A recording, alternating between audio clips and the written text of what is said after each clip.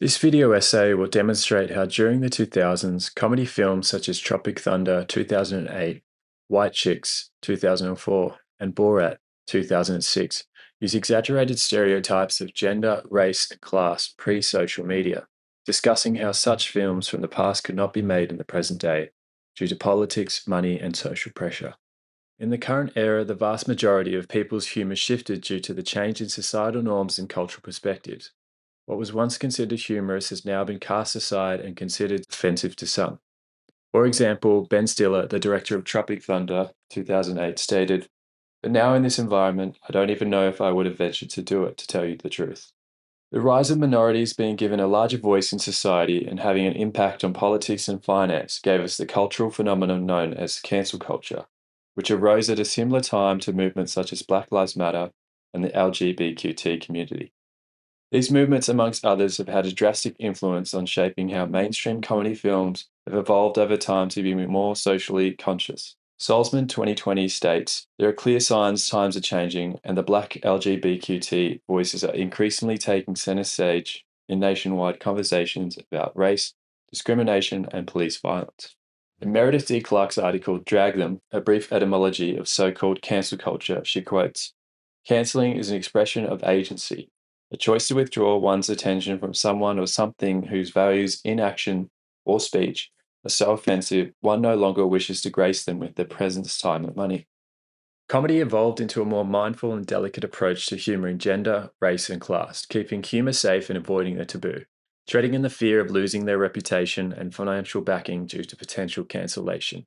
Now that the internet and social media platforms are giving personal opinions huge power and momentum, which, in some cancellations, issues such as abuse, harassment that violate platform guidelines can potentially create life-threatening situations for either the canceller or the cancelled involved. Unquote. Key point 1. Political incorrectness through a white actor portraying a black character in film, triggering the Black Lives community.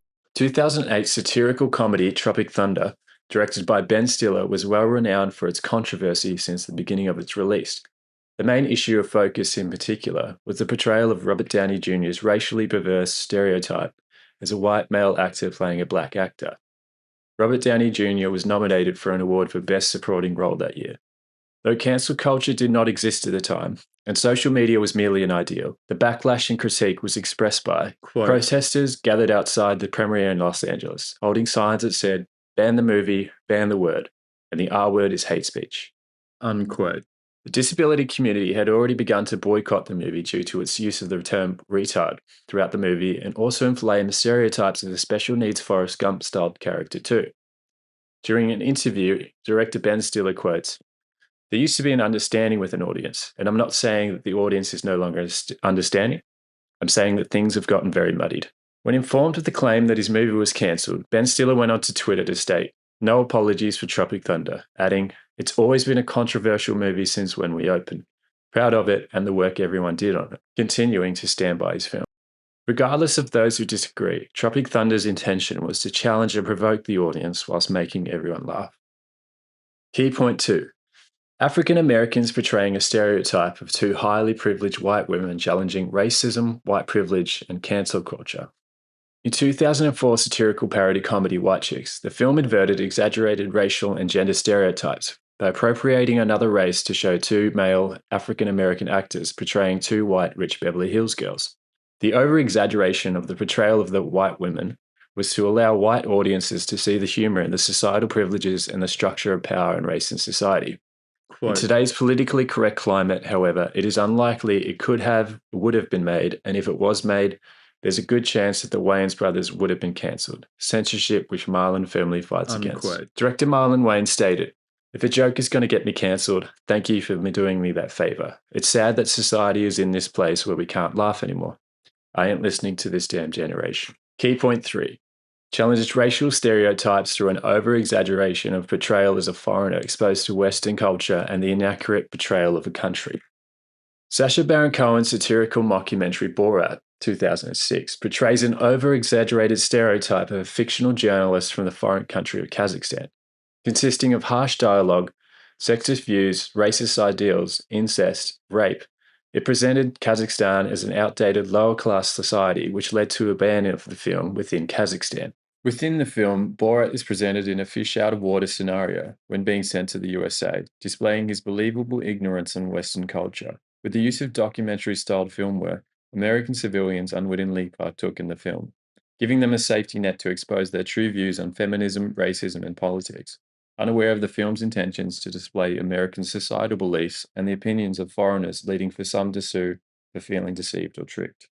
Although the politically incorrect satire surprisingly didn't receive a lot of backlash in the US domestically, it did get cancelled in Arab countries and Russia. Conclusion. These three films all heavily rely on shot-reverse shot editing techniques, generally between medium close-ups of the juxtaposing characters. This creates a strong sense of juxtaposition for the audience to reinforce the exaggerated stereotypes in the narrative of these films. The use of film language to depict strong stereotypes of minorities in mainstream film and the rise of social media to voice people's discontent has certainly changed the way we communicate, providing more ways to connect than ever before. But in many ways, it's dividing us and causing us to focus our energy where it isn't always needed. Unquote. Movements and communities have been given a forum on the internet that has snowballed and gathered momentum to the point it has shaped the political and social landscape, which has impacted the entertainment industry to where films and their creators could be cancelled or boycotted. Denzel Washington said it best in an interview when questioned on cancel culture, stating, "I don't care who's following who. You can't lead and follow at the same time. But you can't follow and lead at the same time. I don't follow anybody," ending with, "You can't be cancelled if you haven't signed up. Don't sign up."